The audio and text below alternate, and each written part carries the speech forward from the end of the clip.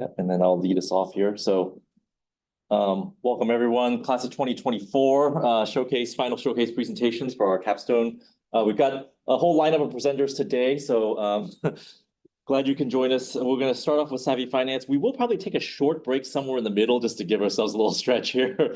But yeah, if you're kind of new to the building or you haven't been here in a while, there's restrooms down at the end of the hall if you need. And then, yeah, maybe please use the back door if you need to go in and out just so that we're not disrupting the flow up here. I appreciate that very much. So with that, yeah, we'll do presentations and then we'll have a little brief celebration and an award of the graduation stoles at the end as well. So with that, I'm Ken Hang. I'm one of the instructors here in the course and in the program. And this is Tyler. Go ahead. Hello, folks. Most of you all know me already. Yeah, my name is Tyler Schrock. I'll kind of serve as the MC tonight, introduce teams as they come up. Yeah, we're excited to hear from really every team, giving a large variety of projects from open source contributions, working with clients, building websites. All kinds of different work was done throughout this quarter. Some of these projects starting as early as about February. Some of them just getting started in the last few months, but we're excited to share with you all. So each team's going to have about 5 minutes, and then we'll host a Q&A. And even those folks that are tuning in on YouTube, if you have questions or comments, Ken will kind of be serving as the YouTube moderator for most of the rest of the day. So we'll be excited to kind of field those questions. And we, again, want to celebrate with these teams as they put in a lot of hard work over these last few months. Yeah, and then very briefly, just want to kind of, acknowledge Susan Yulin is joining us in the back as well, faculty member. So almost have the bookends. I think everybody here started with Susan's class and they're kind of ending with ours. So nice to kind of see us have, the full circle here. So great. So with that, Savvy Finance, are you ready? Turn it over.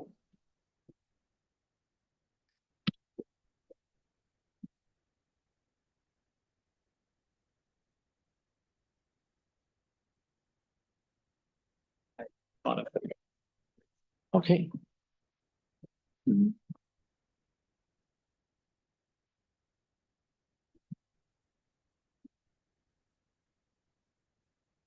Hello, everyone. I'm Mark. I'm one of the team members on Savvy Finance, and I just wanted to start off with a quick question. So how many of you guys, raise of hands, work with a financial advisor? Just quick raise of hands. I give that like 3.5. So for the people that didn't raise their hands, you guys are not alone. So only about 35% of people in the United States have a financial advisor, and it makes a lot of sense. They're expensive. They take time to meet with. And, Savvy Finance, I guess that's where we come in. Here's Slavik to talk to you a little bit more about what Savvy Finance is.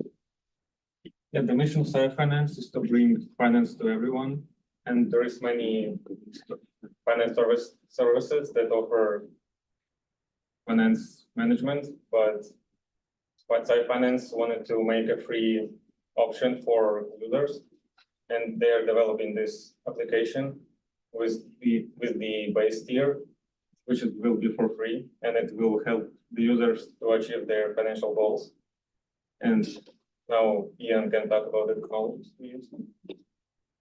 So the portion of the application that we developed was for the mobile side. So we used React Native for the development environment, and then TypeScript, which is a more declarative form of JavaScript for those of you that aren't familiar with TypeScript. MongoDB is our database, which is a non-SQL. So anybody that's used MySQL runs similar, but not quite the same. GraphQL is our query language, which if you compare a scalpel to a hammer, that's kind of the difference between GraphQL being the scalpel and just regular SQL queries being the hammer, because SQL uses a lot more broad collection whenever querying the databases. And then finally, we got to implement Amazon S3 for the containers, and we use that for spinning up workers in order to process in our documents that were being uploaded. And talking more about that is going to be Hector. Yeah, here's a little demo as well. Good evening, and thank you to everyone for being here. I'm going to talk about the little demo here. So this part is CSV upload. It's just a small part of the whole project, but it's a very important part because the user will be able to upload their financial information to the server. This part of the project is very important because it will save this user a lot of work if they have to do it manually. Also, if they do it manually, it's more prone to errors. And something additional, we also have some validation to make sure that the data is acceptable for the database. Here we can see some numbers that will come from a regular bank statement, like debits, credits, bank charges, something like that. This data that you see here is just for demonstration. We are not showing anybody's personal information. And some additional feature will have it has a progress bar that will indicate the user what's going on in the background. And after that, you can see all your data just uploaded, and we'll talk about the workflow continuation. Go ahead. Okay, so a lot of stuff happening on the back end. We don't actually see much of that up front, so I thought we'd make a little bit of a diagram here to help you go with it. So you guys saw the front end part. It goes back to this API that actually does a lot of the conversation for all the servers on the back end. So when it comes in, it's going to call on this transaction model, and it's going to create a queue for it, and then this worker that we can have tons of different workers or tons of the same worker spun up to work on multiple files at the same time. And it's just constantly looking back at the database to see if an object has been uploaded and a new one needs to be spun up and created.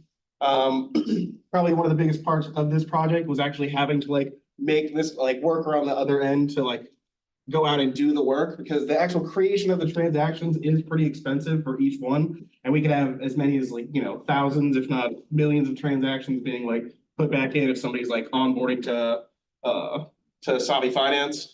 So I guess that's the bulk of the workflow that went on there. I guess probably highlight one early on failure that we had was one little typo that we put into this API, crashed the API, and that's, like I said, talking to all the other servers. So we literally shut down their app for not very long. They get on pretty quick. They have a very good detection for that, and it only got to the dev environment before it crashed everything. So yeah, that was a pretty good learning experience, to be very careful about what you're putting out there. After that, we towards the end of it, we actually did run into a problem where some of our authentications were not good, and it put a week-long stop on it. So there's a few things that we didn't end up getting to that a couple of us are going to stay on for another 2 weeks to help Ralph through. I just thought I'd highlight a little bit of the major setbacks they had in there, and that those really are where a lot of the learning process came for us. You want to take us out? Yeah, so as it says, this is our team. I'm Mark, that's Nathan, that's Slavic, that's Hector, and that's Ian. The two people that aren't here with us are Ralph and June. Ralph was our project lead. He kind of started Savvy Finance in a sense, and he was the one directing us in the CSV upload. He was telling us what to do, what we wanted, or I should say what he wanted as the project. And June was basically our technical support. He was there for us at all times. We would message him in Slack. He would always reply to us with either meetup times so he could walk us through certain things, or just always be there for us. And I also wanted to give a shout out to Tyler and Ken for facilitating this project, overseeing the capstone, and just thank you guys for basically giving us this project. So thank you. Any questions? June does need a raise, by the way. Yeah, he does. Awesome. Thanks, team. We'll open it up here for some Q&A across the room, and we'll also give the YouTube about 20-30 seconds here to catch up as well. So any kind of questions or comments from the room? I'll throw one out there to start off with.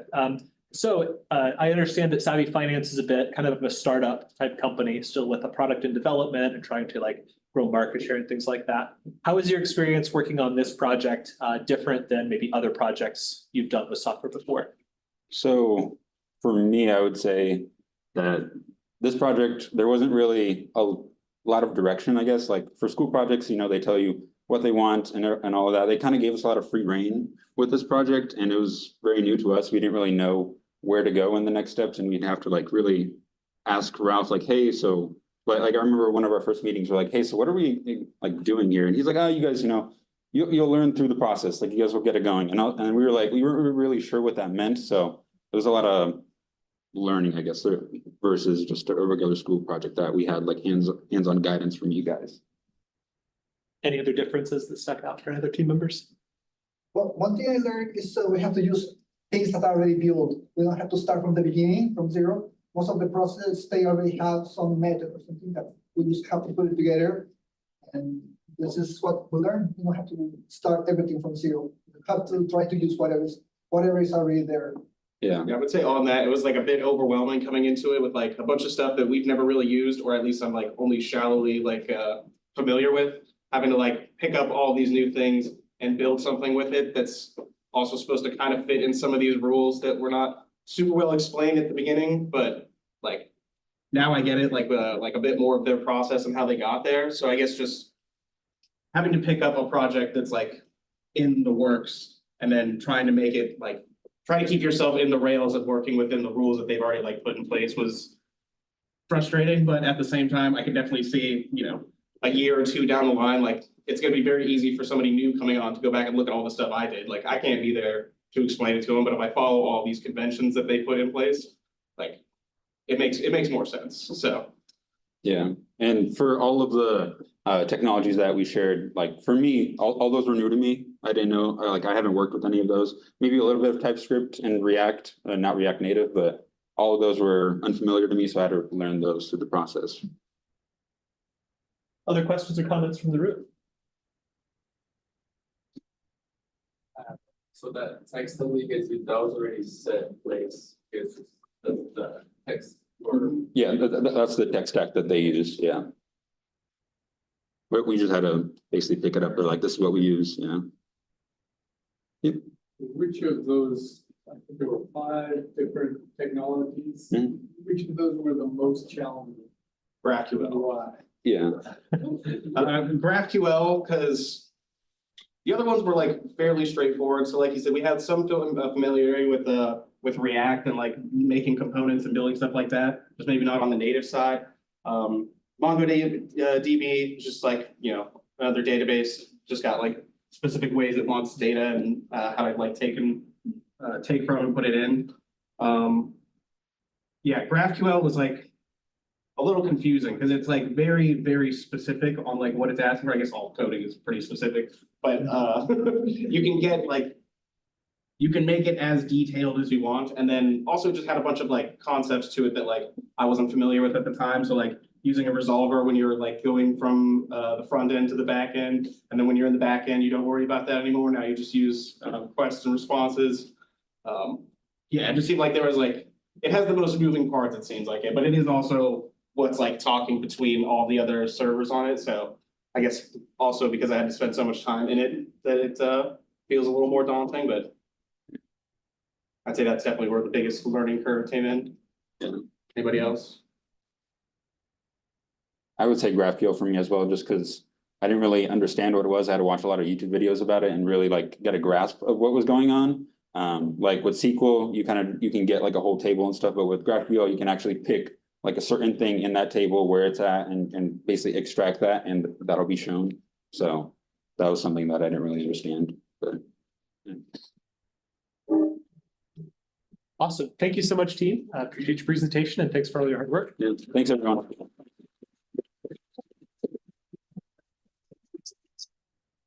All right, and next up, we'll welcome our Indigenous Scholar team.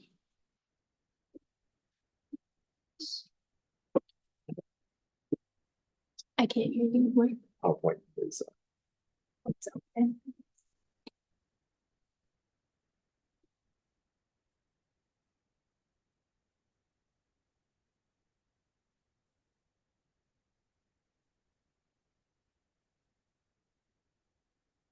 Everybody, we are the Indigenous Scholar Case Management App team. We have Mehdi, myself, Anthony, we have Joe, Jen, and Syed. There is a significant education gap facing Indigenous students.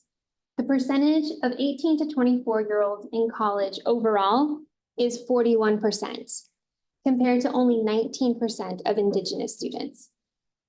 The percentage of those students who are expected to complete their programs or degrees overall is 60%, compared to only 36% of Indigenous students. Our client Alejandra aims to bridge this gap through her innovative approach that she calls the 7 bodies of the Indigenous scholar. The concept is to consider all 7 of these elements of a student's life to help them and support them through their college years, as opposed to the departmentalized approach of most college institutions today. So what was our challenge? Our client Alejandra challenged us to build an app that will track unique needs of indigenous students. And what does Alejandra do daily? Everything in this to-do list. So we will demonstrate how our design meets our client Alejandra's expectations, which will be adding a new student, following up on previous cases, and checking in with students. Once logged in, the user will land on the student list page. Each name has a link to their student profile page. There's also links for them to update the student, add a case, check in, or delete the student. Once the Add Student button is clicked, the user can create or add a new student. For this task, our student is Elizabeth Grant. She's a transfer student into the nursing program. And with this form, the user has access to a pronoun drop-down menu, gender inclusive, and also they can upload the student's profile photo, which is displayed automatically. There's also a drop-down for their tribal identification.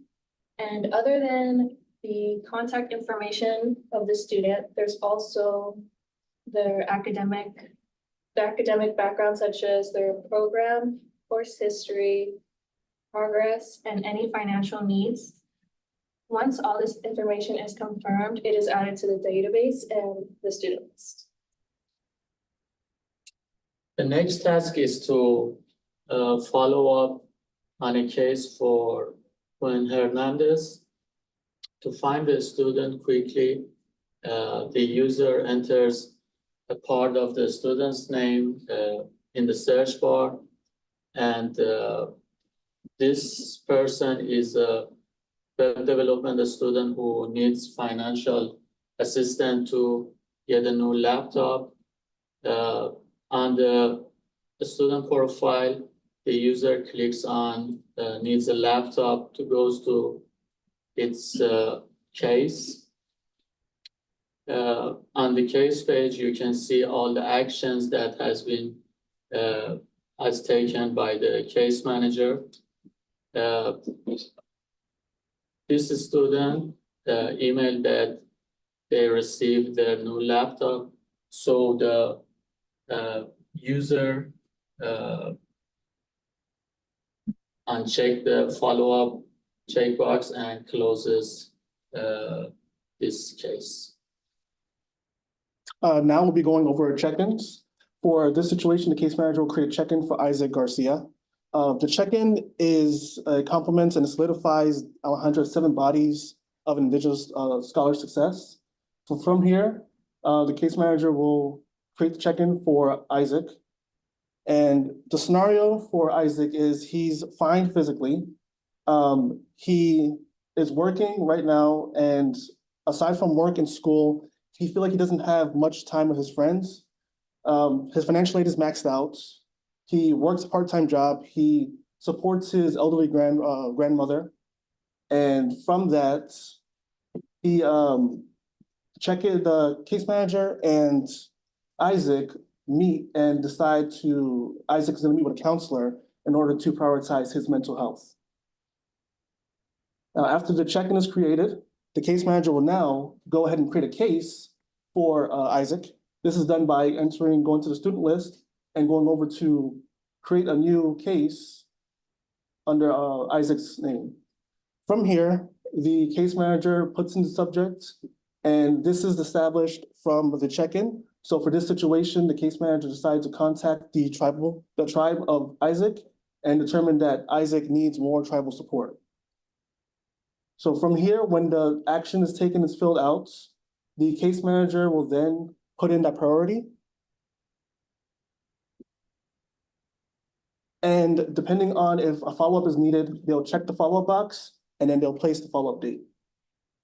They'll add the case, and now the case manager will now go to the student list again and update the student's information to reflect that case and check-in. They update the case, or they update the students, they go down to the financial need, and they replace what's in that box to suit the current situation of that student. holistic solution creates pathways for Indigenous students to thrive. It embodies the ancient wisdom of interconnectedness and leverages technology to meet the students' needs in real time. We'd like to thank Alejandra because it has been a privilege to contribute to this important work. This is all of the technology that we used. We'd like to thank the GRC development team for their mentorship, especially in helping us to become a more efficient and effective team. And last but not least, we'd like to thank the development team, Tyler, Ken, and everyone else for being so generous with your time and knowledge. Thank you so much. Questions? Awesome, thanks, team. I'll open it up to the room first. Questions, comments? Yes. Did you guys work on a pre-existing project or was this something you did from scratch? We built this from scratch. Did you have wireframes or was the design your choice that you had? It was ours. Oh, nice. Can you speak a little bit more to that journey? I know this project actually started all the way back, what would it have been, back in September. Yeah. So this has kind of had a long journey. Can you share a little, some of the ins and outs of the different iterations of this project? Yeah, so at first we got with the client and the client wanted a web page. So we decided to use web PHP. We created the base prototype for the clients. And then throughout the Capstone and going into Capstone's second part, we decided to work with the GRC IT team. And from there, in order to integrate with the GRC IT team, we would have to change our stack base. And instead of using PHP, free, we had to switch over to C#, Entity Framework, React, and that was a whole another quarter. yeah, because learning C# from scratch, having to learn it and at the same time incorporate what we already had and transfer that over to what we've to something new, and then having to learn the front end for React was also quite difficult. Later on throughout the quarter, the client decided that their needs did not necessarily have to be that, how would I say? Connect back to. It was the difference between, are we working to integrate this into a real existing student management system, like for us it's CTC Link, or is Alejandra, would she rather have taken this project and use it as more of a prototype, a concept to present her overall idea? And so we went back to that, back to the original plan. So we got to go back and we redesigned it. Yeah. Because it's fun to redesign stuff. Add additional features. Lots of already it, have. yeah. Yeah. Very Does that cool. answer your question? Yeah, quite a journey. Other questions, comments around there? Well, tantalizing taste buds sent you a rocket ship, so. Capstone is gonna be in use, or it's already in use, or how long it's gonna be?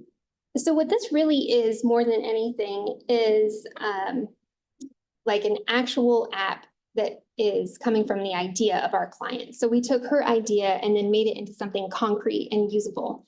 Now she gets to take that and utilize that however she'd like. For the most part, it will probably be presenting it to grant writers and other stakeholders who are interested in taking her concept to the next level. And so to answer your question, we're not sure, but we've packed it up and tied a bow on it and given it to our client.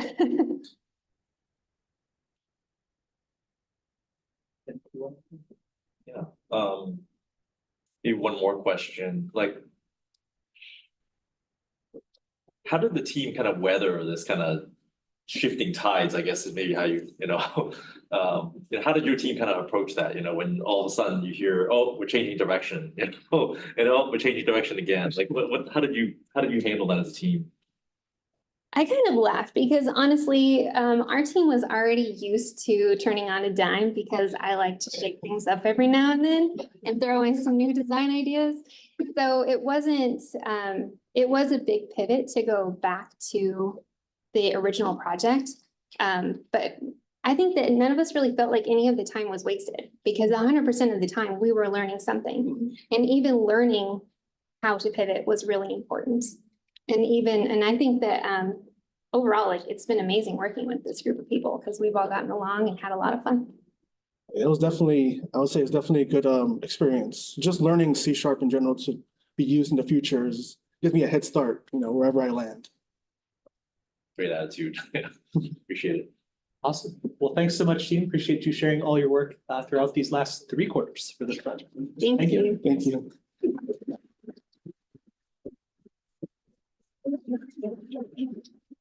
All right, next up, we will welcome to the floor the React Native Media Pipe team.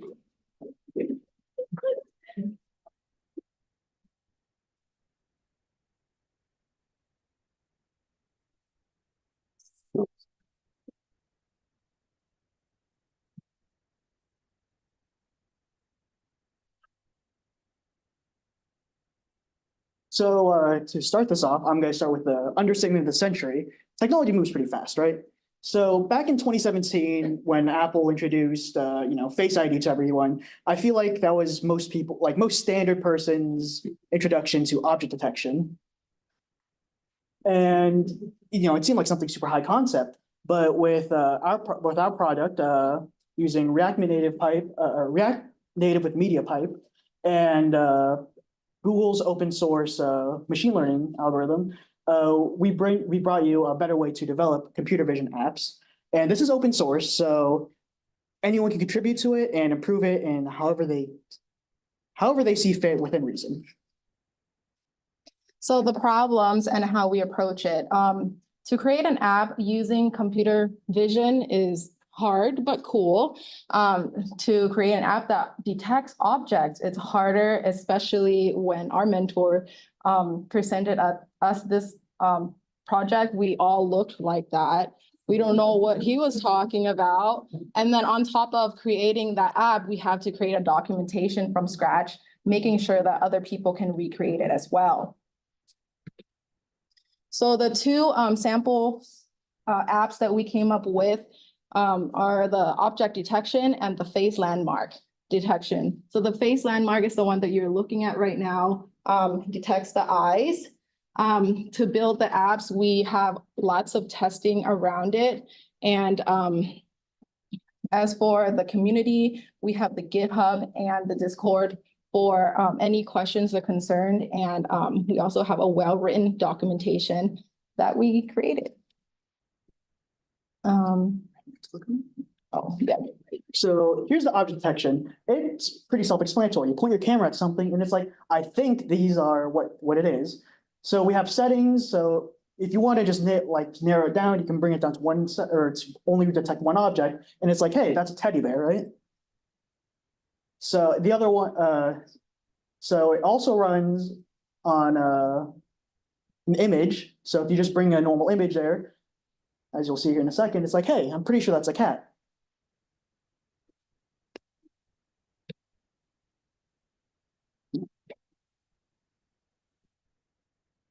Okay, and for our documentation, as you can see, this is what we have right now, right? There we have the logo that's already created for our app. Then when you go to the docs, we start with the installation page, which is the basic steps so you can have it on your environment. Then when you go to the APIs, we have all the classifiers that the app has. We currently only have 2, which is the object detection and the face landmark app. When it goes to the object detection, it has step-by-step on how to have it on your environment and your device. We have it for Android and iOS. So whatever you're working with, we will have all the steps in it. We even have the configuration file, so you can just copy and paste it on your environment. So also make it easier for the user. Like I said, we also have the face landmark. This is the newest one that we were working on. Again, simple step-by-step configuration files and everything. It should detect the whole face, but right now we only have it for the eyes. So that's what we're having here. Then it will move on, like I said, configuration files. You will only need to copy and paste it. So if you want to read through it so you understand what's happening, you can, but you can. You have the troubleshooting. That's for common errors that we went through when we were installing the app. So far, we only have one, which was really common on Windows. So that's right here.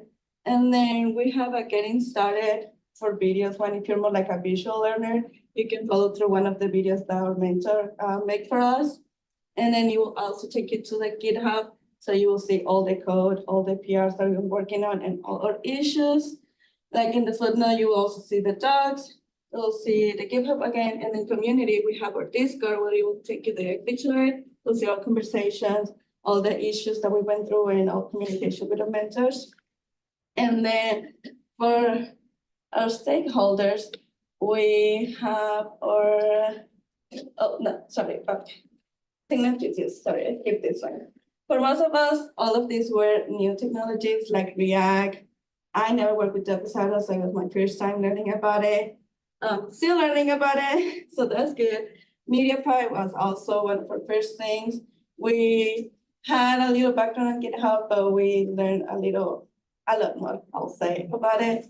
We use for communication, we use Discord, Microsoft Teams, we use Zoom. For our environment, we use Visual Studio, which also, it was my first time working in an environment, and I believe some of other team members as well. Okay, now, for stakeholders, we want to thank our mentors, which right now we have Charles and Robert right in the room. And I believe we have David on the stream as well. We want to thank them because they worked really hard with us. They were like available anytime. They taught us a lot. They were really patient and super supportive. As you can see, they even came all the way down here just to show our support. So thank you so much, you guys. And this is our team. And we will open the room for questions. Thank you. Awesome. Thank you so much. Well, I'll open it up to the room first. Any questions, comments from the room here? What's like popular like use case for this media? Is this being used somewhere like some companies environments? I believe many projects use it right now, but for MediaPipe is mainly like the classifiers, like you can see some of the filters, like that says Snapchat, Instagram, all those stuff. They use like face recognition, and they will get like a little filter on you or like flashes. So many companies use that, and I believe there is like also multiple open source projects that are also implementing it as well. I don't know if you're familiar with Amazon, like you can take a snippet of photos and you insert the photo in there. Amazon will provide you with a bunch of similar items. So that's something that could be useful. I'll raise one. So we've had teams in the past work in an open source project where there are thousands and thousands of files and a long history and a giant community of contributors. You're kind of getting in at the beginning of an open source project where these first few tools are kind of being assembled. What did you learn in kind of being in these early stages? You mentioned kind of at the beginning, being kind of overwhelmed and not knowing what you didn't know at that part. What was it like to kind of progress as this project progresses so early to the start of it? Well, I can say, so yeah, it was super overwhelming at first. Because I'm thrown into the deep end, and most of the stuff I haven't seen before. Because working in React Native, which is something I've never seen before, I don't know what a media pipe is. I've heard of Google, but with a lot of support from our mentors, especially, we started to kind of figure out our tools more and learn kind of, I guess, the direction we wanted to go in the first place. Definitely would have been harder if Charles didn't provide us with the videos on how to install our environments and how to do this and this, step A, B, C. It would have been a lot harder to figure it out without them. Also, technology in general is just tricky. So like, I don't know if my computer was a little on the older side, but I had a bunch of like small issues that even mentors and I were like learning at the same time because it was just, who knows. But yeah, I'll say key thing was our mentors and videos, also perseverance, trying and keep trying stuff. But even just the setting up the environment, like the first weeks, not even weeks, probably like the first month, it was like we struggled a little bit, but now I feel like we're doing really good.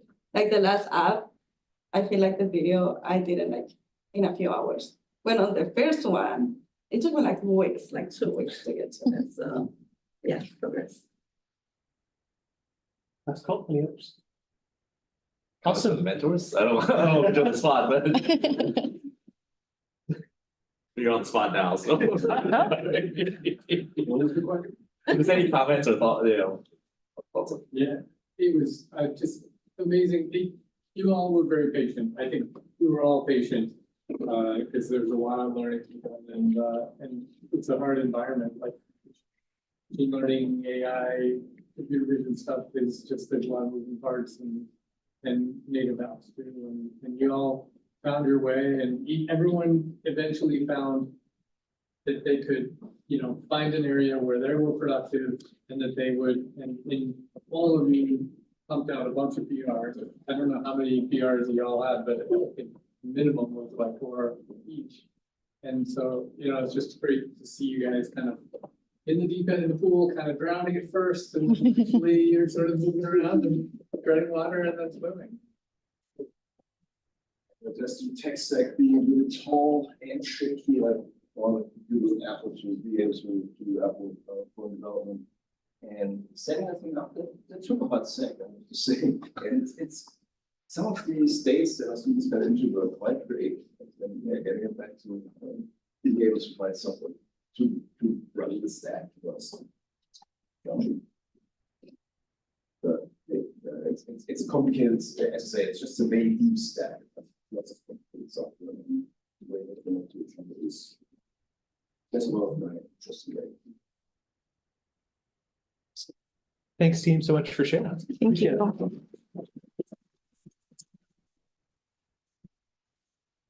All right, next up, we have a solo project. We have the Game Shelf website.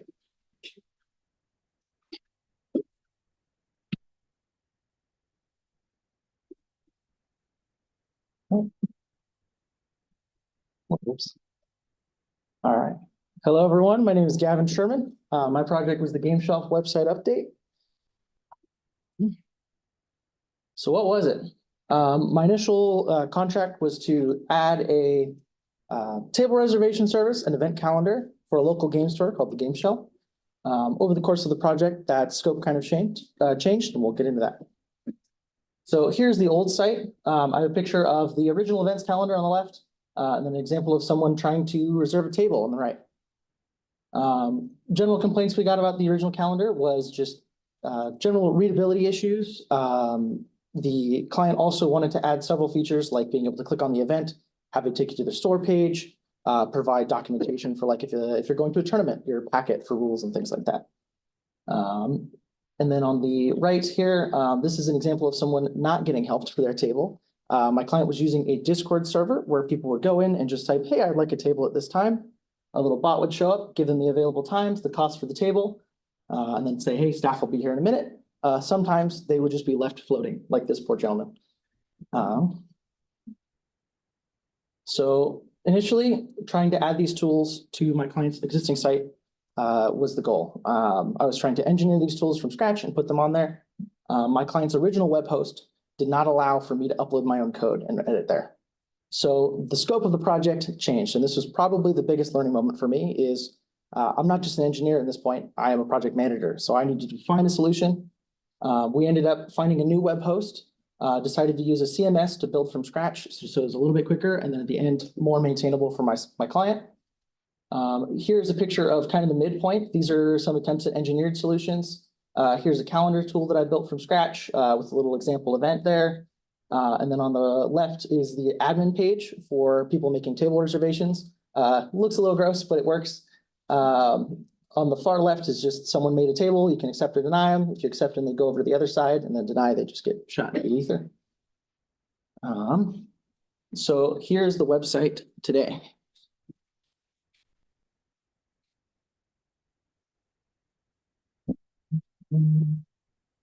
So as you can see, a lot brighter, a little bit more modern. We can go down here, plenty of pictures. All of these links take you to like the events page, shop online. And here is kind of the meat of the work I did.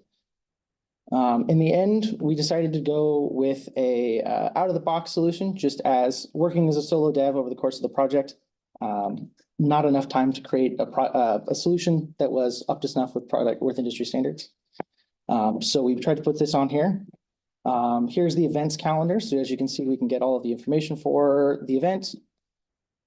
This one has a packet attached, so this will take you to a rules packet. You can download it there, put it on your home computer, something that the previous calendar could not do. You can also see other table rentals here. So my client wanted it to be possible for people to go on the website and see if other tables were being reserved that day. Say you and your friend you both wanted to play at a game, you both go and try and reserve a table on accident. Now you have two tables, didn't need that. You can check that here. To reserve a table, we click on this.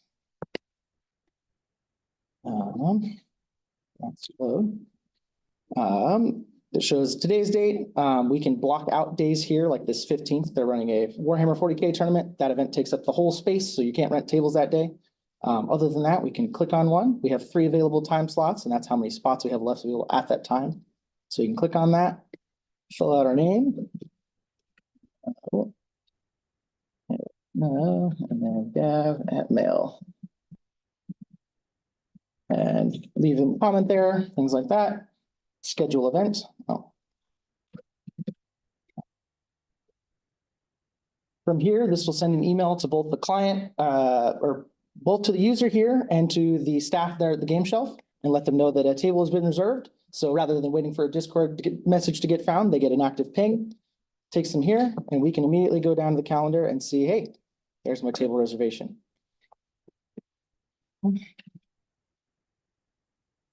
Tools I used for this were WordPress as my CMS, Hostinger was my web host. SQL I used for some database work, PHP, HTML, CSS, and JavaScript were used for my engineered solutions. And the out-of-the-box solution I used for the reservation service was Calendly. I'd like to take a moment to thank my stakeholders, the community at the Game Shelf, super helpful giving me feedback for what they wanted the website to look like and do. Did a lot of quality assurance with them. The owner of the Game Shelf, Jason Stewart, for the chance to build this, and Aubrey Alexander, a personal mentor of mine, helped me out with my tech a lot, and just generally helped me figure out the scope when it got out of hand. Thank you all for listening. Any questions? Awesome, thanks for sharing.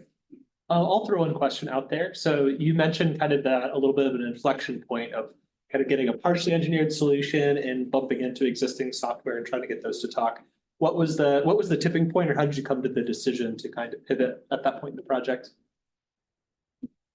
So initially, when I started the project, it was just building these tools. So I came into it really like I got to engineer something minded. And then when we found out that wasn't possible, that kind of changed the way I was thinking about the project entirely.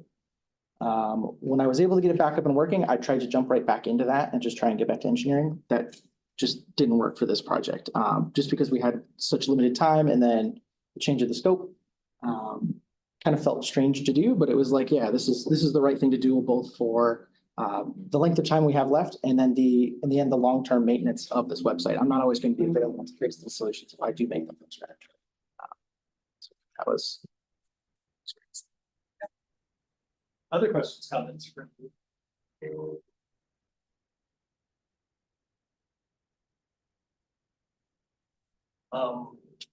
Are you like done with this project now, or is there like some stuff that you're gonna be working on after? Yeah, so this is actually live on the website. This is ready to go. The only thing that needs to happen is changing links on all of their existing social media pages, things like that, like a full rollout. But this is technically a live and done project. Yeah, has the client used this for booking yet? Is this, or is it still to roll out? It's still just a rollout. So over the next week, we're going to be just changing all of those links, and then we're going to make a big announcement and let everybody know. This tech website, you could find it on the web, but no one has done so yet, thank goodness. But it does all work. I'm going to clean up all this stuff I'm using for presentation here today, and then yeah, we'll be ready to go. Any feedback from the client so far? Or? I got a little bit just on the handoff portion. He wanted a little more meat into like the cost of these things and the time spent doing whatnot. Whereas I kind of presented it like this. We're like, look at the cool thing I made. And he wanted a little more meat than that. Can you send us your website? It's an expensive line stack. React. You.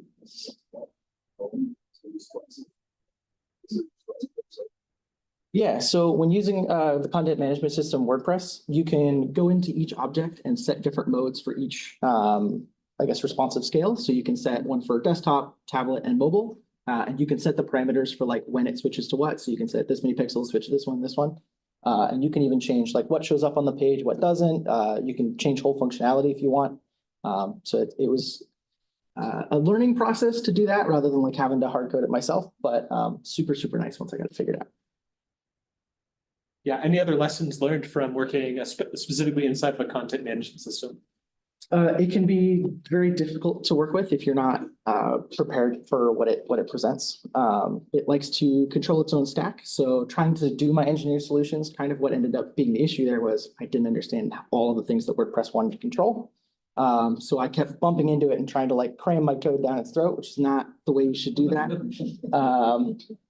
So in the end, we used the out of the box solution there, but yeah, definitely learned a lot there in that case, just like the struggle in figuring that out. And then the eventual decision, like, hey, scope is out of hand. We need to find something else, swapping there. And then there's also just like technical learning. I definitely know what I should do in that situation now. Should have bought a subdomain. That would have been good. Very cool. Yeah, it seems like there was a pivot there, not only between different solutions, but yet the more like, as you mentioned, like a quote unquote, like hardcore engineering route versus like a more integration approach. I think it's very cool to see you take that on. How did you know when to stop and to cram your code down its throat, right? Quote unquote. How did you know when to stop and who directed you to use the out of box solution? Some of that was just guidance from the teachers here. I was kind of talking about my project and thinking about how, I might have to keep going after the capstone here. And instead Tyler and Ken were like, consider an out of the box solution, which is something that like kind of just wasn't in my mind because, throughout the course of this program, we're talking about like writing code and solving all these problems ourselves. Whereas this is a very real thing that you could do in the industry. Is sometimes you don't need the engineered solutions. There's already one out there and you just got to integrate it. I got a question from YouTube here. How was reaching out for help when you were kind of working primarily on your own? At first it was kind of difficult, but especially in that first 3-month window when we figured out, I can't actually use this original web host. I was kind of nervous, a little overwhelmed because that was like not what I was prepared to be doing. But then I remember a person who helped me before on some previous projects, like when I was in my AP classes or my associates. Again, the person I mentioned, Aubrey. Super cool dude. He's a developer at Oracle. And I was just like, I sent him a text, hadn't seen him in a couple of years, and was like, hey, I'm working on a project. Would you be down to help? And he just jumped on that and was on there from that point on. So awesome. Thank you much. Yeah, thanks so much for sharing.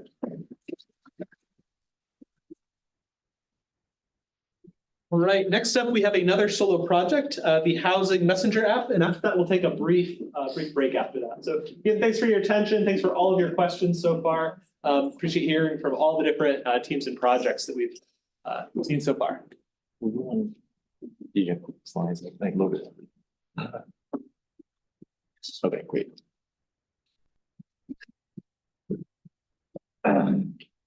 So my name is Charlie Tang, and I was working on a chat app for our student, Green River Student Housing Department. And I just wanted to set a scenario first. Like, imagine being a new student, you don't know anybody at Green River, and you just started living there, and there's no real way for you to meet new people besides going up to everybody's door, knocking, and just saying, "Hi, my name is blank." A lot of students don't really want to do that. It becomes an issue, and then like students just don't know each other. There's no sense of community. And that's kind of what the problem was.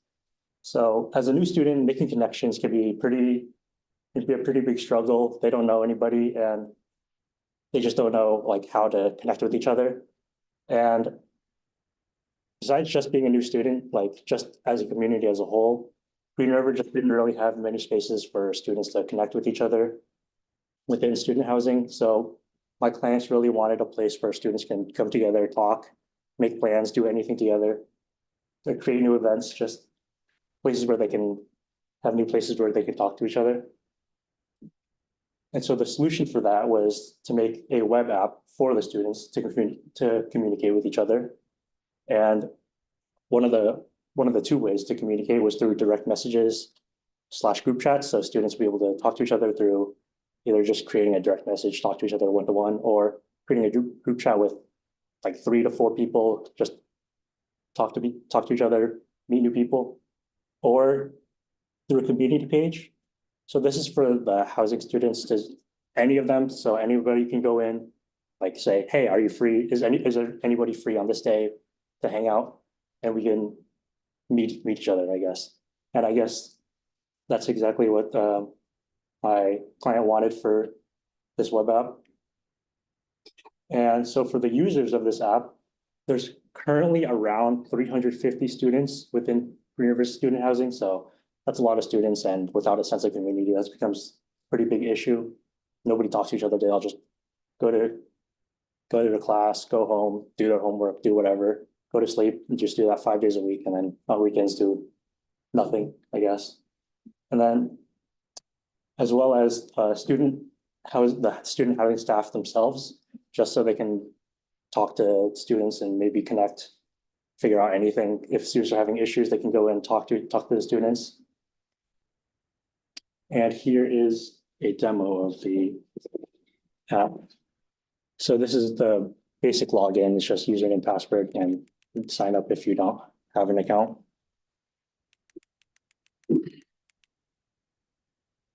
And here is what it looks like when you first sign in. This is a new chat that was created. There's people within the chat. Right now it's just just an empty chat, nobody else.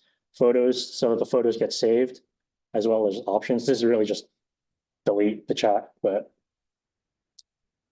so here you can add people. So here I'm adding Tommy Tang to the chat. And then now there's 2 people in the chat. And here you can send a message. And here, this is Tommy's side. So you can see I sent a message here saying, hello, Tommy.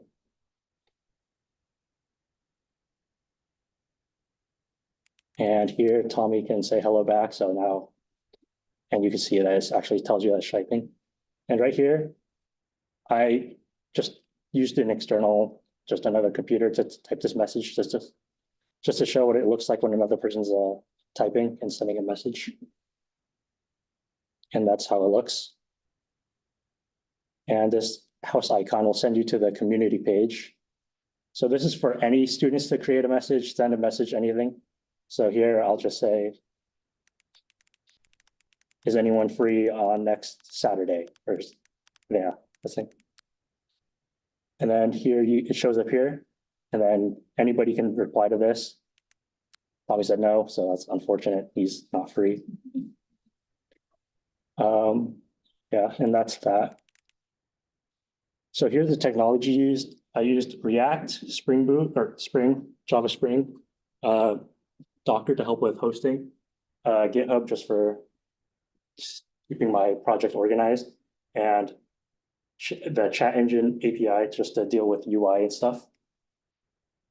And here is my team that I worked with. There's me, the developer. Also worked with Dr. Matthew Colpitz, who is the director of housing at Green River, as well as Narelle Verdier, who is the residence complex coordinator. That is all from my presentation. Thank you for listening. Okay, all right, open up to the room. Any questions, comments? And you extend your program to other communities like nursing and other group of people, or just for housing? In the future, that would be possible, but yeah, it's just required that you are a student, not a student, but like part of Green River, because with the email, it just requires you to be a person that's at Green River to work. So technically, anybody would be able to create an account and just have a community, but yeah, for right now, my client would probably just want it to be for student housing. What was the backend infrastructure for passing messages? Java Spring. And was the client polling for the messages, or did it use some push from the server? It was using pulling from the chat engine API. Other questions? Yeah. Did the client have like guidelines?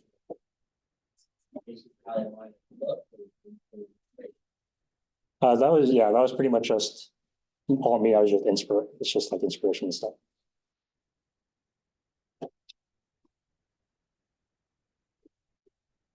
Is it currently, is it responsive on mobile devices? Yes, it is. I started back in February or March, I think, and it's just finished like a couple of weeks ago. What was like the hardest part, or what you had the most hang up or spent the most time getting to work? Probably just getting the messaging to work, because there's times where it's just like it would just take you to the page and then there's just been no messages showing up. Is it like saving the messages and then they weren't refreshing? Yeah. The messaging you're using, is that like, I know this is for like, but is there some kind of like rate limiting on this?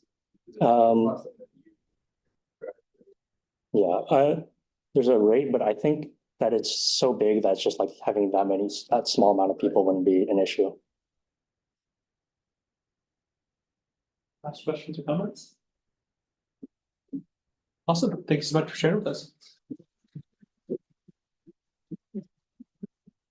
All right, at this point, we'll take a brief 5-minute break. So we'll start just a minute or so after the hour. Again, feel free to step out to the hall. There's restrooms, snack machines, things like that. If you can be back in here just right when we hit about 8 o'clock, we'll get resumed.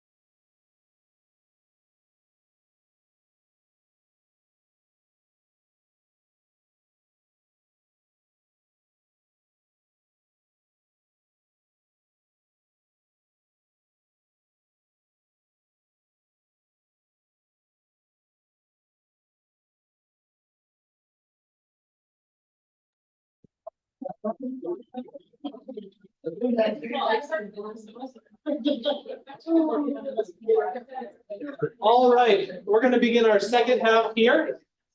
To kick off the second half, we're going to welcome up our next project. So if everybody can find their seat. Next up is the Orientation Scheduler website project.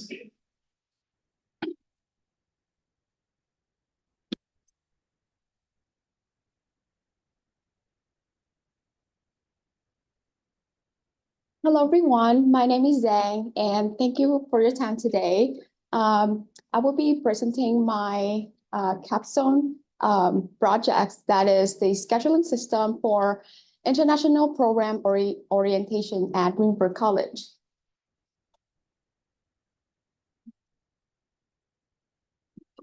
Better just go to keyboard first.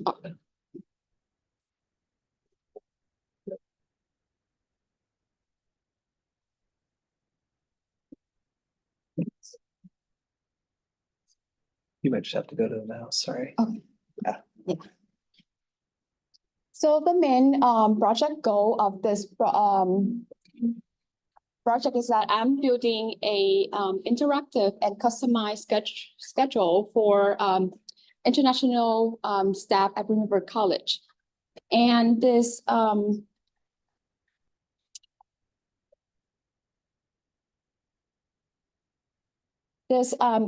initiative led by Ms. Toya Turner. She's a international student service, employment, and operations specialist.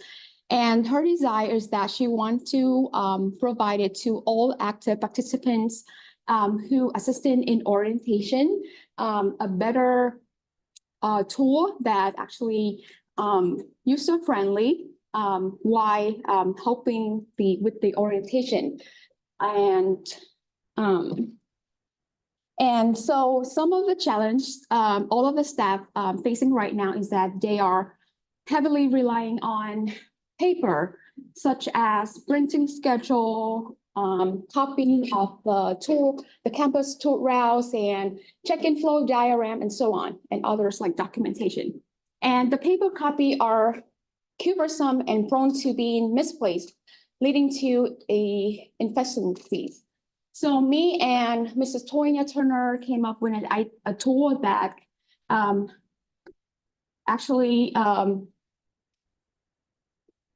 tool that help with the staff more easier to with their job. That is moving from paper to a digital way. So some technical details about the projects. I'm using C# for the back end, JavaScript and Bootstrap for the front end, and MySQL for the database. And some highlight key feature about the projects is, so Tonya has an ability to do role customization, staff management, and beside that, she can actually upload an Excel file, which she has been always familiar working with, up to the tool, and it will auto-generate a whole schedule for her and the staff. And also the tool will be created groups and assign all of the staff member into the group based on the information in the Excel file. And also the staff can just go in and type in their name, and the schedule has been generated, will show up for them, and as well as accessing to other printable schedule and resources. So this is the demo of the app. Video about how the application works. First, admin can log in with her username and password. Yeah, the volume right there. Yeah. To have the ability to customize the schedule. This is a homepage that shows all of the schedule with different groups names in here: blue, green, yellow, and all groups. And this is printable schedule, so everyone can just hit the print button to bring it out. On the navigation bar, the admin can add in a user, assign them into a group, edit group names, manually create a schedule, and can edit different resources pages like virtual orientation page and in-person orientation page. So let's try to add in a user. Haley. Let's look up Haley. So Haley has been added. Now we will try to assign Haley into a group. Haley. And then one user can be added into a different groups and can add up to 4 groups. Let's just assign Haley into pink group and blue group. Haley. So Haley has been added into pink and blue. Right now we can go into a schedule section and create a event. Check then. Go around. Stephen, Rita, and we can select all of a user. For example,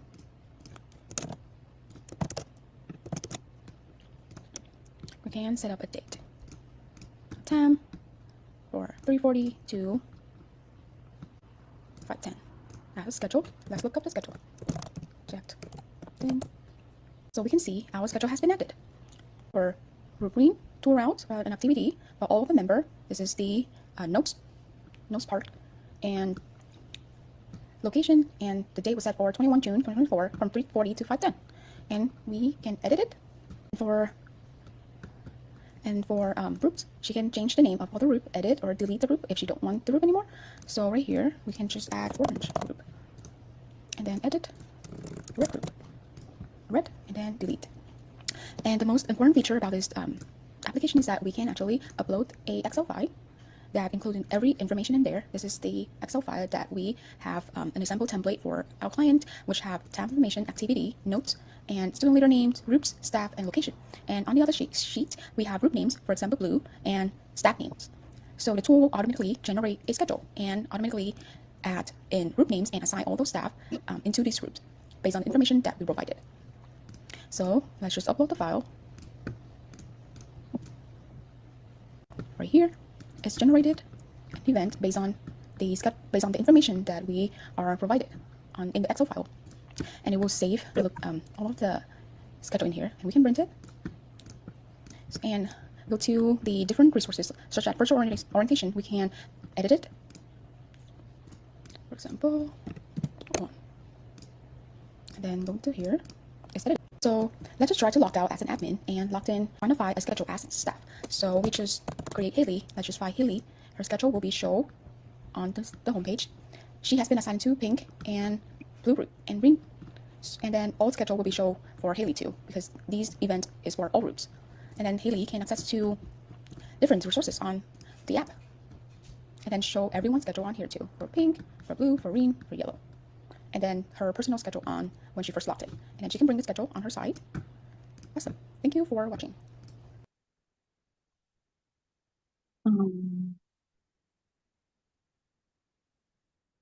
All right. Does anyone have any questions?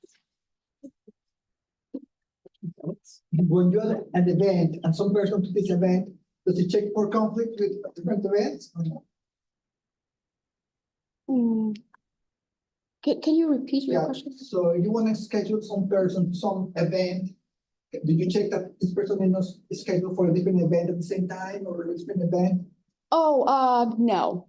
So the schedule has been like created for a group of staff, and I don't think it's conflicted because it has to be a different times and then different groups.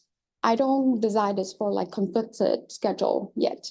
It's just based on because my client really familiar with Excel file, so she wanted to actually edit it in the Excel file and able to upload on there, and then it will generate it the schedule.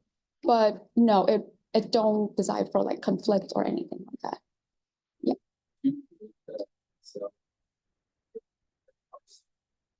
That sees the library, the package that I have. Yeah. Yeah, it will read the Excel file and yeah. Can you talk a little bit about the difference between kind of the staff side role and the student side role and how you ended up with the solution you did to kind of separate how a student sees things versus like the logged in staff? Yeah, so this is for staff only. Yeah. For Toya, she can log in and have an ability to edit it stuff for admins only. But the staff, she wants to minimize and make it super simple and user-friendly for the staff that they will just have to type in their name and their personal schedule will pops up. Beside that, and then we're able to print out a schedule to if they wanted to and access it to other resources to alleviate like chaos or confusion while they having like the orientation. So yeah, that's it. So it's my understanding, this is kind of to streamline the planner and staff size, so that they know easier, like, say like you wanted to find an event, and you just like ping every student that you were interested in having go to that. They would already be listed, like say there's groups of students that are going to that event. Listed, so you can like probably find their information elsewhere. So like send out an email to remind them like, oh, this is happening soon, instead of having to dig through papers of students. They don't have a reminder. They would just have to. So the way my client do it, that she assign these staff into a different group, and a different group had a different stuff to do, like orientation, checkup, and other stuff. So they will have already assigned to those groups in the Excel file or from like manually assigned from Tonya. So they just have to look up their name, but they also can go into the all schedule section and view everyone's schedule if they want to look at.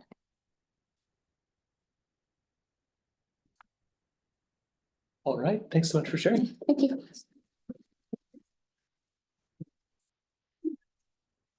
All right, our next team presenting will be SlogPie.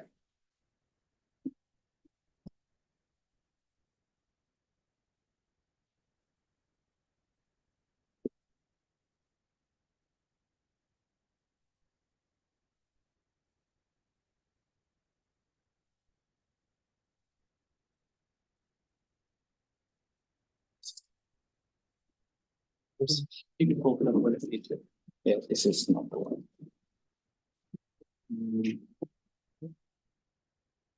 I think that was the old one. Yeah, that's the old presentation. Where's the base scan? First tab.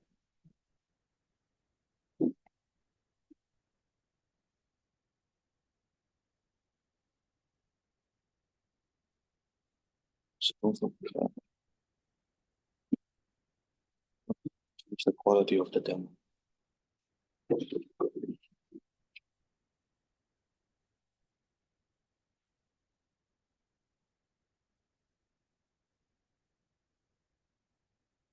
Hello, everybody. We are Team SlogPie. Team members, I am Sajal. I'm Alex. Jack. All right, so imagine you are debugging a critical issue at 2 a.m. in the morning. You're awake, but your logs are your nightmares. They are unformatted, scattered, and chaotic. And in this chaos, I want you to picture a tool, a logging tool that will not only organize your logs, but also make them visually appealing. And that's our project, the SlogPie tool. It's an opinionated and simple to use logger for Python scripts and tools. So more details about SlogPie. It is an open source logging tool. Its logs are very flexible because it can do a console as well as file logs. There's progress bar support and also looker variable dumping with 2 methods that really helps you during the debugging. So this is the repository for SlogPie, GitHub SlogPie/SlogPie. And so yeah, you can see the non-SlogPie log. That's what most of our logs might look like. And the one on the right is how SlogPie manages it. It has colors and it really organizes your log, making it really easy to read and easy on the eyes. So it is used by some of the devs at Microsoft. And if you are in the market for an open source log, I hope by the end of the project, you will also start using it. And I'll pass it to Alex to talk about the process of our project. So on that note, we were actually first for writing unit tests. So we had to dive into understanding the code, figuring out what it was doing so we could properly write unit tests. After about submitting 1 or 2 unit tests, he's like, try using code coverage so you can get your file to 100%. So we know it's properly covering the unit test correctly. That is a lot harder than we thought because 98% you sat at for a week sometimes.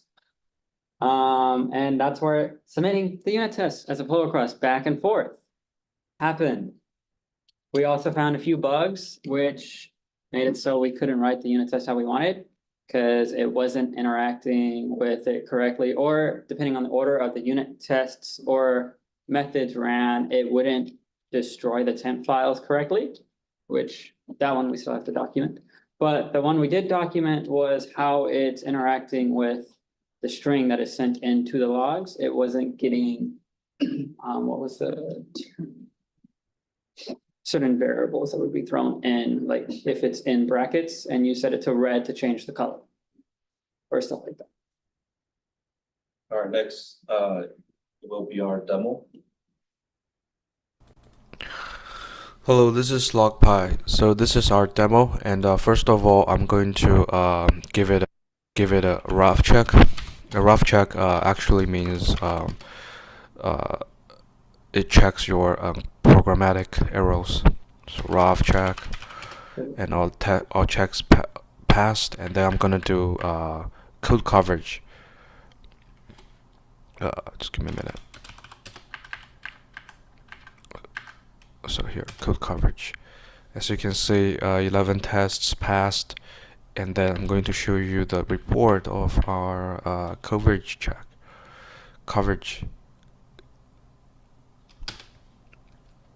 So as you can see here, all the tests passed, and they are in a good condition. Thank you. Okay, these are technologies we used. So we used Visual Studio as our IDE, and we use Python, and we use GitHub. And for the communication, we used Discord and Basecamp. And these are tools we used for our project. So take Poetry as an example. Poetry is a tool for dependency management and packaging in Python. And PyTest is another tool to test your methods to make sure they are working properly.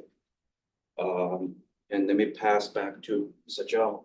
Yes, so I would also like to mention in this open source project, our team were the first one to make the contribution. So that was one of the good milestones. We'd like to thank Mentors Intake, who provided us with excellent mentors, Joss, Neil, and Vectors. Their guidance were really key for this project. And we'd also like to thank Neil is actually someone who developed SlogPy.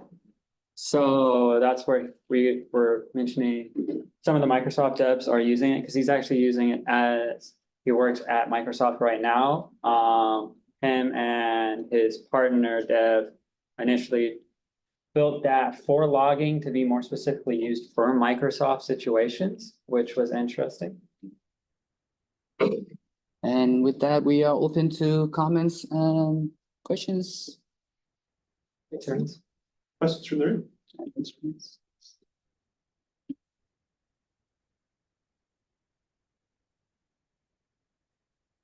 I've got a question. Do you have a kind of rough idea of like how many people are using this?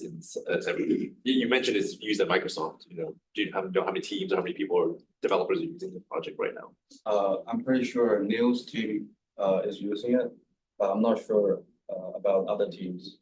So we talked to Neil about this, and he said one of his colleagues created this thing, Anderson, and they are using it actively.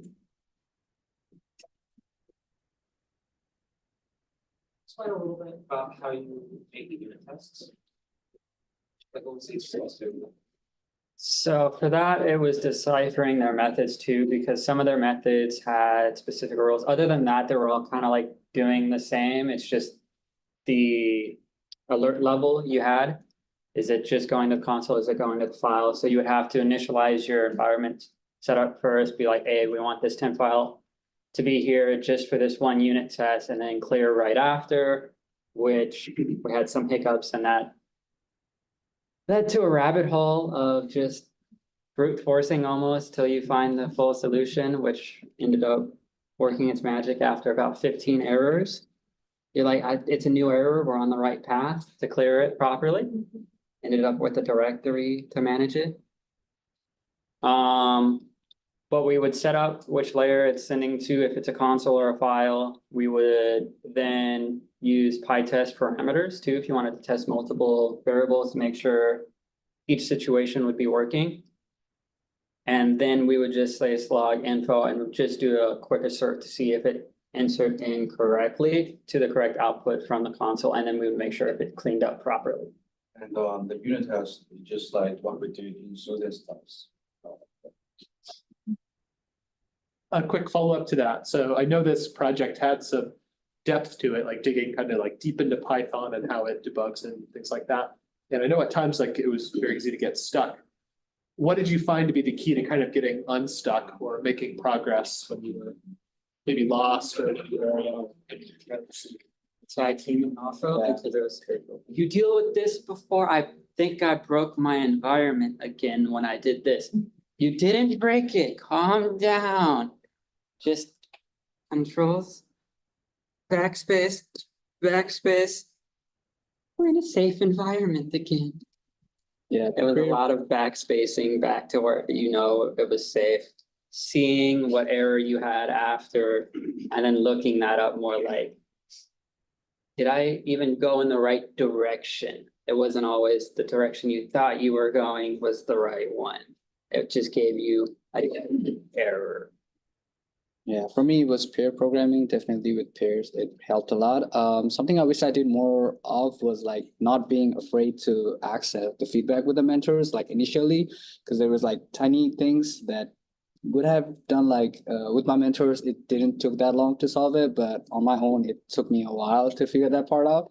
So yeah, that was one of the way of getting unstuck. All right. Thanks so much, team. Thank you. Great feedback. Go ahead, Ken, we have some feedback from YouTube. Yeah, some nice emojis from YouTube. This project's good and I agree. Yeah, thanks for the comments on YouTube. Awesome. All right, next up is the nursing clinical website team.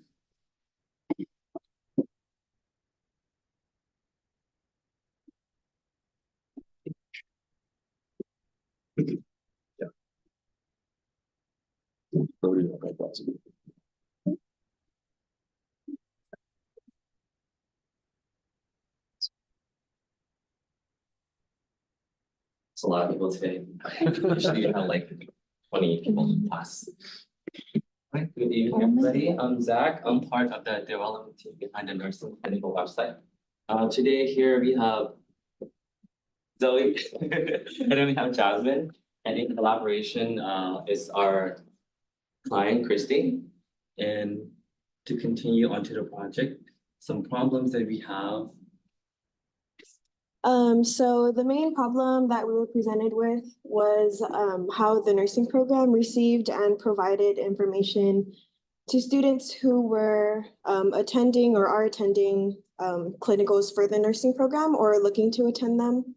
Our solution makes the processes of coordinating the clinicals a little bit easier for Christy. I believe she is the only person kind of managing and coordinating them.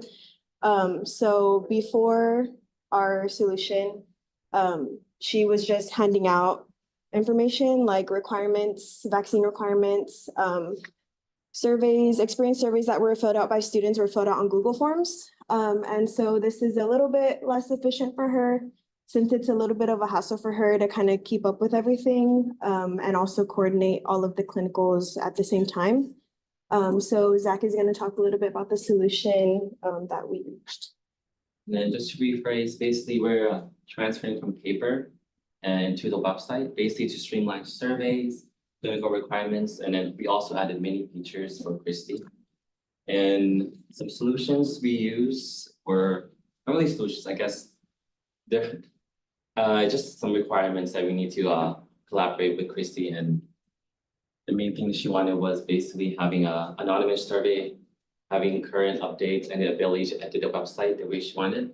There's like video features and what other stuff we have? We have some stuff that we deleted. But basically, we use PHP for our server-side scripting, and then we use JavaScript for enhancing user interaction with the website, and then basic HTML, SQL for database, and all of our hosting is under Gator hosting. And to continue, and Jazz is going to showcase some part of what we worked on. So I'm going to demo one of the website's features, which is the clinical experience surveys. So this is our client's website. So we're currently logged in as admin. So we're able to perform all the admin functions on our website. But we're going to focus on the experience survey page. So this was initially done on Google Forms. So this questionnaire is for Green River College of Nursing students to talk about their clinical experiences. So let's fill it out. And then you can give a rating about how you feel. And then here you can leave a comment about the staff at the site. And then here you can give feedback about your clinical instructor. And then you click submit and it leads to the confirmation page, which basically summarizes everything that you just filled out. And then you click confirm and it gives you this confirmation code that you can provide to your instructor. And then these submissions end up on the view entries page, which is only visible by the admin account. So click view entries and this is the most recent submission that we submitted. So it's highlighted in yellow and it's also, the status is new. If you want to see more detailed feedback, you click view. And yeah, this is basically what we typed up earlier. And then at the bottom here is the average ratings. So it takes all these ratings from all these submissions here and it calculates the average here. And then these are the rest of the clinical sites.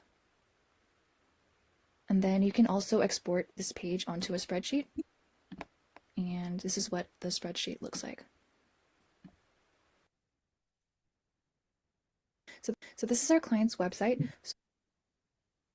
I was gonna have one more thing. I think creating this website, it was very important that we talk to Christy and have her feedback. Basically, user interface, user testing from her end is very important.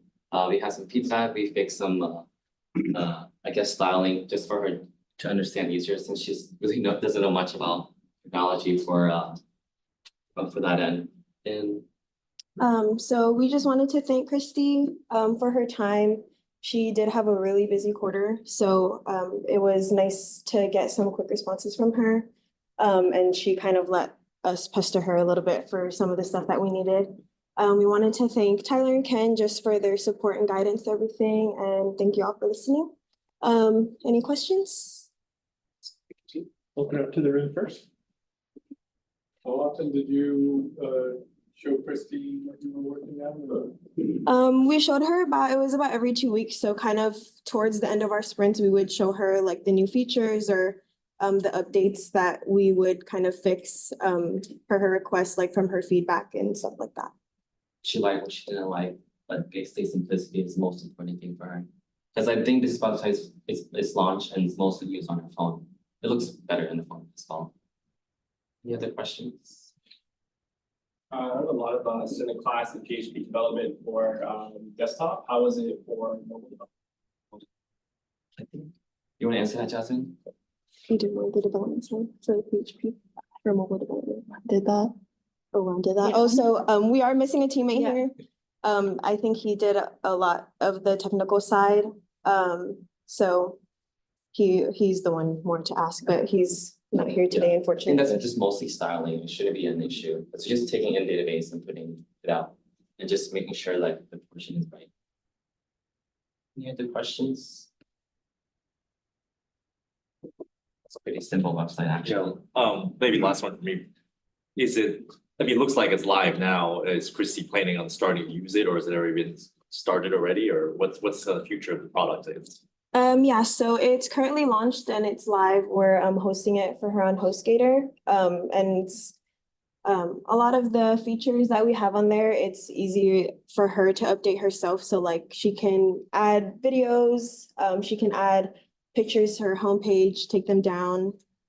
So there's not really much maintenance on our side, so we don't really have much to like fix for her in the future. But it is launched and it's live, even though we inherited this project from a different team. We kind of implemented all the other features that she wanted to make it a live website for her to use. It's live. I don't think she's using it right now. She's pretty busy. It's just basically she can use it whenever she wants. And she also has her contact. She can call, not call it, like email us anytime. Any other questions? Yeah, like many of us, she'll probably queue it up for fall. Lots of new things get to start in the fall. It's like, what is wrong with this? Can you help me? Awesome. Thanks so much for sharing. Thank you. All right, and we are down to our last two presentations here. Thanks so much for everybody who's presented so far and shared some questions. Next up is our Hyperswitch team.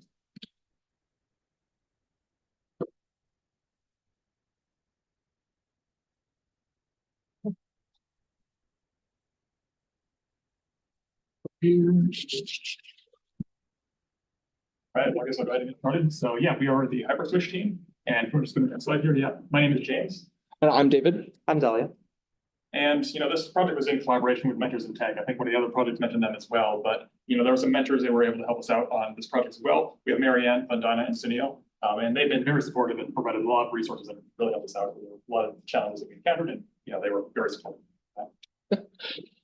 All right, so what's our problem? So how many of you pay for things with Apple Pay? Show of hands, Apple Pay? Okay, what about Google Pay if you're on Android, something like that? Okay. Do you have a Visa, MasterCard, anything like that? Okay, a lot of that too. I figured most people did. Multiple bank accounts. So our problem is there's too many payment systems. And if you're a developer and you're trying to integrate these payment systems into your application to cater to your clients, you have to learn completely different APIs for all of them. That includes everything from the processors like Stripe to your virtual wallets, even your different types of payment card systems or pay later systems. There's too much. And so this is where our project is a little bit of a solution to that. So this is Hyperswitch. Dahlia? So Hyperswitch is an open source tool that synchronizes payment APIs in one very easy to use platform. The idea is you need one tool that can work with hundreds and hundreds of different payment processors. The entire thing is open source, and it's part of their core values is to have something that is open and accessible to all developers everywhere. Yeah, so there was a large focus on accessibility to developers there, and you can see here in this picture here that Hyperswitch acts like a switchboard that connects everything from your Visa, MasterCard to your virtual wallets like PayPal to pay later systems like Klarna. James? Yeah, so while working on this project, there are a lot of different moving parts to this. But here are some of the technologies that we ran into and we utilize as we were contributing our work to it. A couple of these are familiar. Some of you here are probably familiar with some of these as well. I know like some of the other presentations you're mentioning use VS Code, Docker. Some of these are pretty familiar, but a couple of these are also pretty new. For example, over there we have WSO, which is Windows Subsystem for Linux. Then we also have Rust and a couple other tools that relate to like Cargo and Diesel. Rust is a sort of low-level systems programming language, which is something I think all of us on this team were interested in sort of getting into. So this is sort of a good introduction to it. But it was also like something that we hadn't actually worked with before. So it was a completely new language. So there were a lot of challenges in learning that, and it's also works quite differently from some of the other languages that we could use. Luckily, the mentors on our project have provided a lot of resources that helped us sort of onboard onto that fairly quickly, and we were able to start actually making contributions to the code base within a matter of weeks. So it's good. Alrighty. Those first few weeks, however, was in the setup phase. There were many issues as we were trying to get started, which we had to address actually for the project itself, which we got to contribute to. But this error right here, this was the second largest error. The biggest one wouldn't fit on the presentation. There was a lot of very difficult to understand parts, which actually leads to the tool that we created and gave to the project as our major contribution. Yeah. So before we move on, for those of you who are programmers here, any idea what this error is? Any idea? Me neither. So our solution here, Refuel. So Refuel is a simple command line tool that is supposed to reduce the setup and configuration time for the developers and users of both the Hyperswitch project, and it can be used outside of that project as well in your own Rust projects as well. So what Refuel does is it automates Postgres migrations with the Diesel ORM system. Before this, we had to use a tool called Diesel CLI, which was very cumbersome and very difficult to use. Particularly with a hyperswitch, it used hard-coded variables that you actually had to export in your shell before you could use them with this application. Made it very difficult and complicated to set up the application, even just on your own local machine. So what this application can do is able to read from configuration files written using a minimal language called TOML. And this will increase modularity in the code base for both Hyperswitch and perhaps in your own. It's an extensible tool that's currently being integrated into the Hyperswitch code base. They plan to extend it to fit their own needs, but this project is also available on the Rust package repository. So it will be available for everyone to use and contribute to.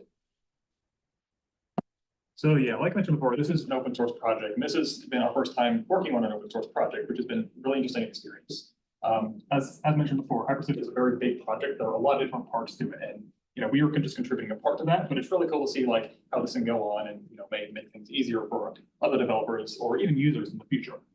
Because like I mentioned before, we encountered a lot of issues setting up our development environments, those really long error messages. Another thing we did was just update some parts of the documentation on how to set up a development environment. They were a little bit clearer, so that can make it a little bit easier for any teams like ours or other people who just want to contribute it to set up their development environments. And yeah, as mentioned before, we're also developing this Refuel tool. That's just part of the real cool thing about open source is like, we can find something that's cumbersome about how to use this, and then we can, fix it ourselves. And that's just been a really cool experience, especially, a lot of the other projects we've been working on in the class have been like building something new from the ground up. But this is sort of coming on and on to a complex existing project, and it's sort of a different skill set to understand like how an existing project is written and sort of how to onboard on that. All right, so we wanted to open it up for any questions. By the way, before we get into it, Refuel is available on GitHub. It is an open source project, so if you're looking for any open source projects to contribute to, that'd be great. Anyway, I wanted to open it up for questions now. Thanks, Steve. Yeah. So it's sort of like payment processors or something. Yeah. So how did testing work? Because in my head, I'm trying to imagine how you test it, and I'm like, you make like really small payments and like that's not efficient. Right. So we did not test the payment processing portion of the system here. And we worked on a couple of refactors for a few of the payment connectors. I think we worked on one for Fiserv and Molly and Bambora and a couple other ones. Those payment processors that we worked on, they already had pre-written unit tests already made for them. So it was easy for us because we just ran the unit tests. I don't know how they work, right? But it says they passed, so that's good. For our tool itself, it was actually really hard testing the tool because our tool has to work in an environment with a Postgres database, right? And with Diesel ORM setup. So in that case scenario, we originally kind of set up small unit tests with the configuration files, just seeing if we can extract the data from those files. And then later on, we have been working on getting actual integration tests set up, potentially using some containerized environments. We found a really cool library called test containers that's really useful for setting up. We can set up Postgres, we can set up Diesel, and we can actually run migrations in an actual environment. That's actually one of the features we have been working on later. Yeah, I guess one other thing I'd kind of like to say on that before moving on is we were at one point trying to set up like within our local development environments, being able to run the unit test for the payment systems. But there's a lot of setup there, and the documentation wasn't entirely clear on how to before that. But one thing that sort of we've been in discussion with the maintainers of the project. They're very helpful on the way and have helped a lot with this. But they're saying that like our contribution here, this Refuel command line utility, they were interested in also expanding it to also help just act as a more general purpose utility for other development tasks, including testing. So I imagine in the future, they may be able to expand it to sort of, streamline that process as well. At this point, are you able to manage different currencies or just using US dollars?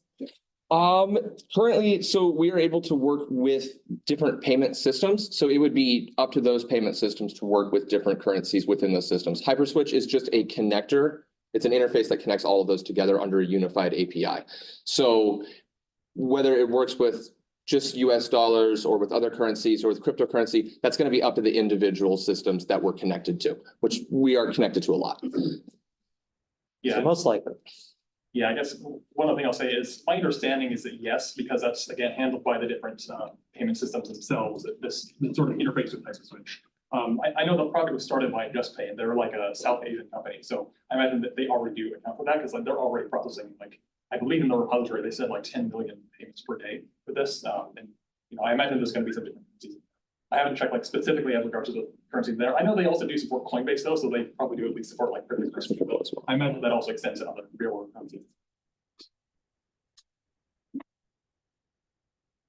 Other questions from you? How long is the bit, you know, how? I don't recall off the top of my head, although I do recall reading in the documentation of the repository that originally it was written, I believe they say like 1 million something lines of Pascal code, and at some point they started refactoring it to Rust. So I don't know when the original version was written, but I know more recently like they did sort of refactor it to Rust. I can maybe get back to you and maybe help you find if you're curious. But I don't know. So it actually is being used by a lot of people, right? Yeah. What was the number again? It was a really large number of users. Consider has over, like, we already have over 10,000 users, I believe, and it processes over, you said, what was that?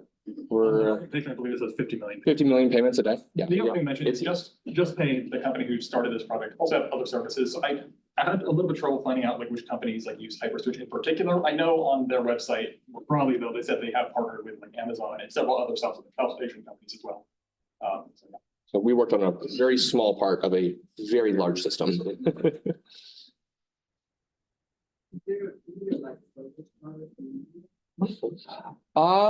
I believe that I'm actually not sure, actually.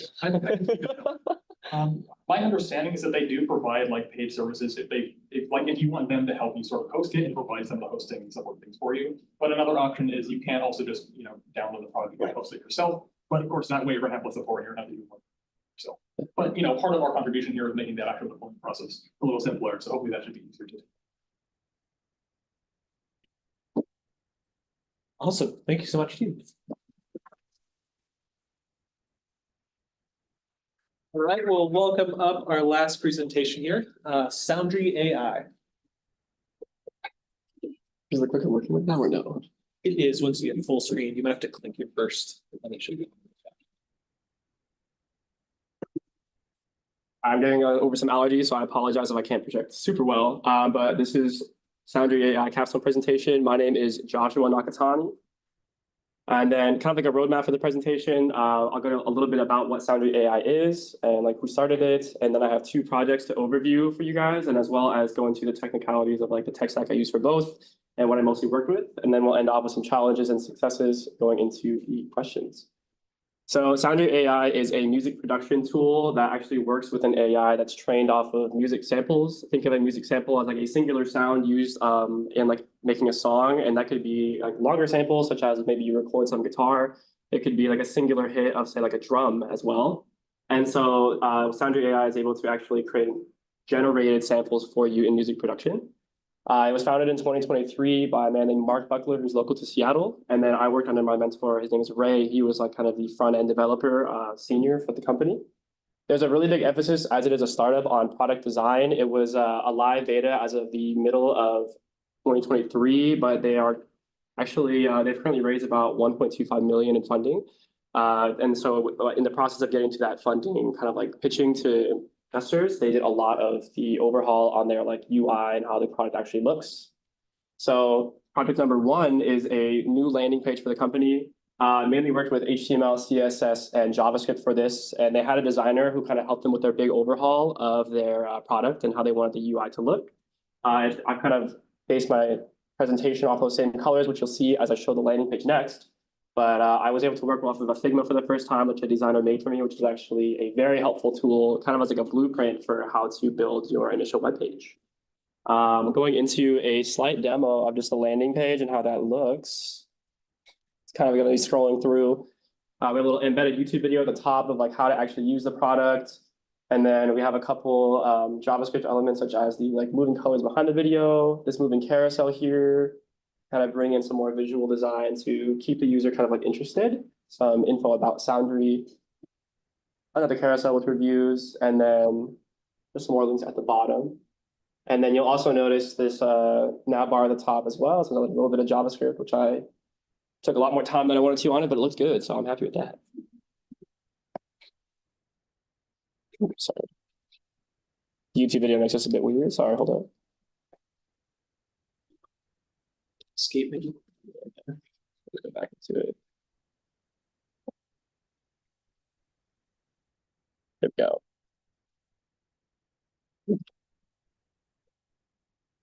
You know the key to make it full screen from here? F11. F11. All right. So going back into the second project, this is probably the more technically intense project of the two. The first one was mostly just front end. The second one worked with a sample pack selector redesign, part of their web app. And they have a bunch of sample packs you can use to generate samples within different genres of music. So the AI was trained specifically on different kinds, say maybe like dubstep versus like house music are two genres you can choose from. Worked with React.js, Node.js, as well as JavaScript, CSS, and HTML. This is made in kind of like a TypeScript environment, and it was definitely the more overwhelming of the two projects. I helped with developing a new UI for the table design. This was a little bit more freehand. There were a couple of resources that we used to kind of like get reference for how we wanted to build this project. And then there is some data that's being pulled from an SQL database with data that's actually saved under Azure clouds. A couple libraries I used were Manti and Emotion for aesthetic styling purposes and just kind of like to make life easier. This is the initial design of the sample pack selector. So they are really big tiles, and this was a really good design when they only had like say these first 3 packs. But as they now have 16 plus, and they're creating the functionality for a user to create their own pack, as you see in the top right, they wanted to create a different format to be easier to kind of navigate all of these packs that's less visually cluttered. And so we now have this new UI, which is like you can kind of like scroll through these a lot easier. And there's also a little bit more depth of information for each of the packs, such as what kind of samples you can make for them. And it also just randomly pulls one sample. I didn't do an audio sample for like me actually playing it, but all of these are playable sounds on your browser to actually hear a sound from that pack, kind of like hear what sounds it can make. Kind of looking back, some of the challenges, like going into a live project, like with a team, there were a lot of moving pieces, and that was like, you know, kind of like getting stages of approval, going into a staging branch before pushing to a main, getting your code reviewed. These were things that slowed down development a lot more than I would have expected. When you work on class projects, we kind of like zoom through them, submit it, and if it passes, it passes. But there were much more to deal with in terms of like actually launching code. Working in an existing code base, I had to learn a lot about what they were using. They used PlanetScale, which was a SQL database that was a little bit more complex than I was used to. Working with React as well was a lot of JavaScript focus instead of the HTML, CSS that we're used to. And then also setting up an environment, I had to get a lot of help with that. So I can see why a lot of people say when you get your first job, you're going to spend a lot of time setting that up. For some successes, I definitely feel like I got a lot more confident in front-end web development by just kind of like getting my hands dirty and doing some new language learning. A lot of hands-on experience with Git, working with Agile, and then I also learned to kind of like ask for help from my seniors when I needed it.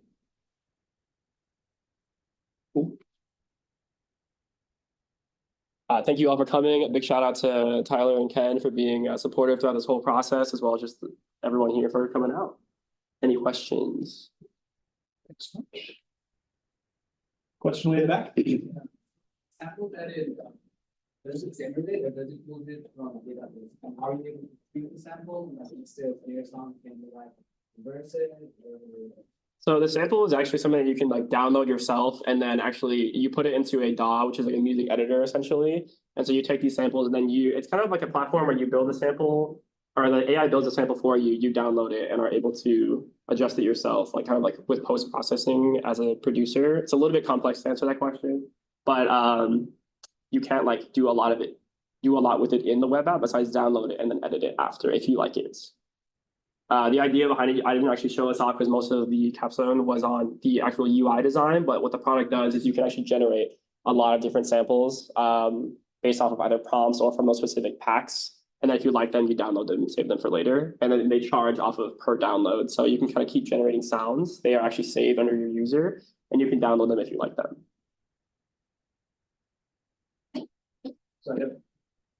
Yeah, go ahead. I know you like redid the like landing page and everything. Yeah. How much of that was like your design, or like did they give you some kind of like blueprint that you were supposed to follow? Yeah, so Figma gives me a really, really large amount of work done in terms of like I didn't have to like think about like, okay, like where do I want to place a lot of these things. It even gives you some of like the margin and padding as well. So I had like a very big original design, and then there were the things that I kind of overdid or was like the nav bar, kind of like how that design came out. You can actually pull up Soundry.ai on your phone or computer if you want to see what it currently looks like. And so like kind of I think creating the mobile layout was actually something that I did almost entirely on my like own time, kind of like how it would adjust onto your own phone. But otherwise, there are just some like minor spacing things I like brought up to them that they agreed was like a good move because maybe things were too condensed or had too much like blank space. Yeah. But for the most part, like a lot of the initial design was like color and stuff like that was like just literally like on a blueprint for me, which was very convenient. So that one, the first project took a lot less time, even though it looks like a lot more was done because it was just so much easier to work with that like base HTML, CSS as well. Any other questions? How did you communicate with the backend that puts the data for the second one? So the routing is actually so Planetscale has an SQL database, and a lot of the samples are actually saved under Azure because it's like data like soundbite, so it's not like just text data. So the key for it is saved under SQL through Planetscale, and then it like pulls from Azure like our cloud database using the ID saved under Planetscale.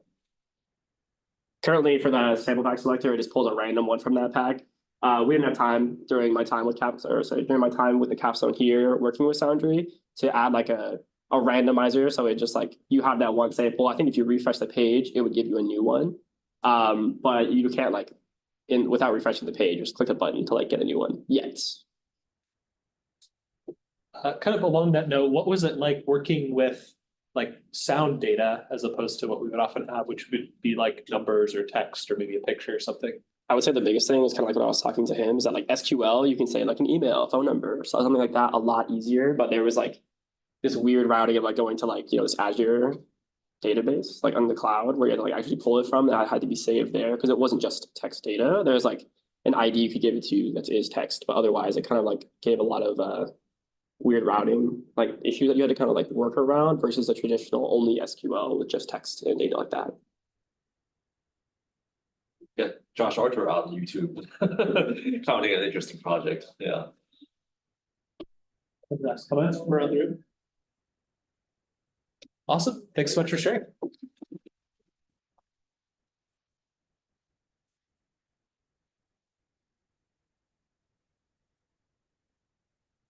Well, folks, we want to thank everybody for joining, especially those on YouTube. We'll be kind of closing that out in the next few moments.